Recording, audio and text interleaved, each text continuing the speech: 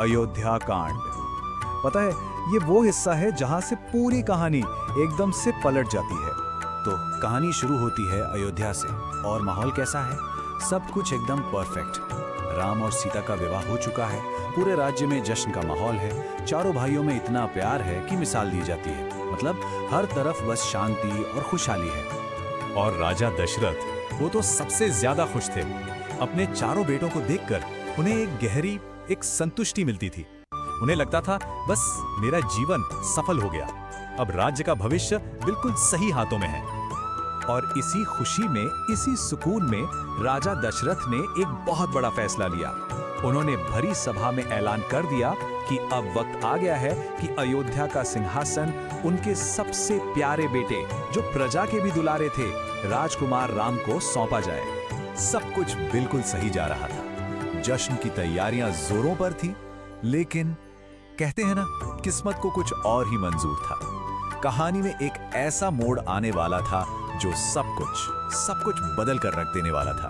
तो चलिए अब इस कहानी में और गहरे उतरते हैं।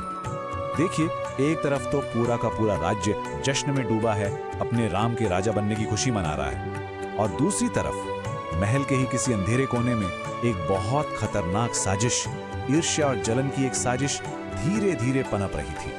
पूरी अयोध्या को दुल्हन की तरह सजा दिया गया था। सड़कें फूलों से ढकी थीं, महल रोशनी से जगमगा रहे थे, हर एक घर में दिए जल रहे थे। हर कोई बस अपने राम के राजा बनने का इंतजार कर रहा था। लेकिन इस सारी खुशी के बीच एक इंसान था जिसके मन में आग लगी हुई थी। वो थी रानी कैकेयी की दासी मंथरा। उसके दिल में ईर्ष्या की ऐसी आग भड़की, उसे लगा कि अगर राम राजा बन गए तो मेरी रानी कैकेयी और हमारा तो कोई महत्व ही नहीं रहेगा। और बस इसी सोच के साथ मंथरा सीधे पहुंची कैकेयी के पास और उनके मन में जहर घोलना शुरू कर दिया। उसने कैकेयी को याद दिलाया वो 2 वरदान जो सालों पहले राजा दशरथ ने उन्हें देने का वादा किया था। कहने लगी, रानी, यही वो सही वक्त है अपने वरदान मांगने का। और बस यहीं से अयोध्या की किस्मत पूरी तरह से बदल गई। मंथरा की बातों में आकर कैकेयी ने उन 2 वरदानों को इस्तेमाल करने का फैसला कर लिया। ये वो वरदान थे जो राजा दशरथ ने सालों पहले एक युद्ध में उनकी जान बचाने के बदले में दिए थे। और ये फैसला इतिहास बदलने वाला था। तो जब राजा दशरथ कैकेयी के पास आए तो उन्होंने अपनी 2 मांगे उनके सामने रख दी। पहली, मेरे बेटे भरत को अयोध्या का राजा बनाया जाए, और दूसरी, राम को 14 साल के लिए वनवास भेज दिया जाए। ये सुनते ही मानो राजा दशरथ पर आसमान टूट पड़ा। वो बिखर गए। उन्होंने बहुत मिन्नतें की, गिड़गिड़ाए, लेकिन वो अपने वचन से बंधे थे। और रघुकुल में वचन ही तो सब कुछ होता था। प्राण जाए पर वचन न जाए। अब सवाल ये था कि राम क्या करेंगे इस धर्म संकट की घड़ी में, जहां एक तरफ उनका राज सिंहासन था, उनका अधिकार, और दूसरी तरफ पिता का वचन, रघुकुल की मर्यादा। वो क्या चुनेंगे? और जब राम को ये सब पता चला तो उनके चेहरे पर शिकन तक नहीं आई, दुख की एक लकीर भी नहीं। उन्होंने बहुत शांति से इस फैसले को मान लिया और कहा, पिताजी का वचन निभाना, बस यही मेरा धर्म है। लेकिन राम इस यात्रा पर अकेले नहीं जाने वाले थे। जैसे ही सीता को यह खबर मिली, उन्होंने फौरन फैसला कर लिया कि वो भी अपने पति के साथ वन जाएंगी। साफ कह दिया, जहां आप वहीं मैं। आपके बिना तो ये महल भी मेरे लिए जंगल जैसा है।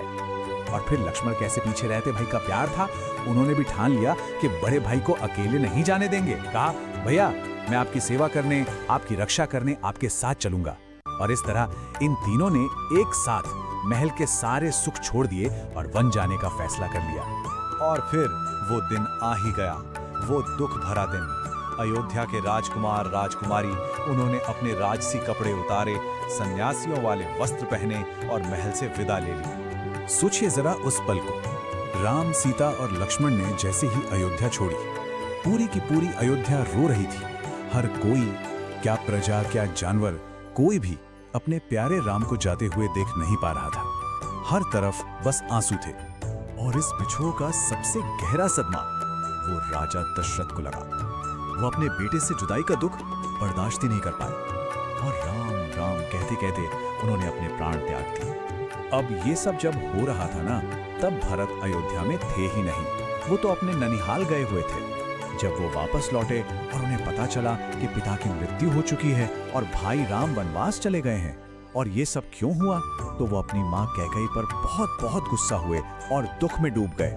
और यहाँ देखिए माँ और बेटे के किरदार में कितना बड़ा फर्क है। एक तरफ माँ कैकेयी जिन्होंने अपने बेटे के लिए राजपाट मांगा और दूसरी तरफ बेटा भरत जिन्होंने अपने भाई के लिए उनके सम्मान में उसी राजपाट को ठोकर मार दी। भरत ने तो फौरन फैसला कर लिया कि वो राम को वापस लेकर आएंगे, लेकिन जब राम अपने वचन से नहीं हटे तो भरत ने एक ऐसा काम किया जो भाई के प्यार और त्याग की एक मिसाल बन गया। अब यहाँ एक चीज समझनी होगी, खड़ाऊं। खड़ाऊं मतलब लकड़ी की बनी वो पादुकाएं या कह लीजिए चप्पलें जिन्हें संत और महात्मा लोग पहनते हैं, वो बहुत पवित्र मानी जाती हैं। तो भरत ने राम से उनकी वही खड़ाऊं मांगी, उन्हें लेकर वापस अयोध्या आए और सीधा सिंहासन पर रख दिया और ऐलान कर दिया कि अयोध्या के असली राजा तो राम ही हैं। मैं तो बस उनकी अमानत समझ के एक सेवक की तरह इन 14 सालों तक राज का काम देखूंगा। और इसी त्याग, इसी वचन के साथ अयोध्या कांड तो खत्म होता है। पर कहानी तो असल में अब शुरू हुई है।